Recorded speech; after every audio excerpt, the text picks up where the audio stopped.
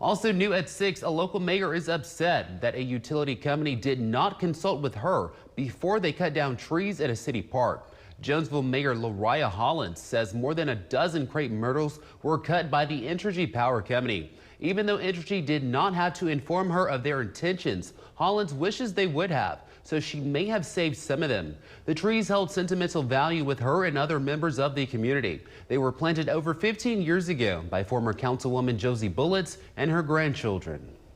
These kids that planted these, they're so successful now. One is a pharmacist, two are nurses, one is a welder, and they could just come back and say, hey, this could be a legacy.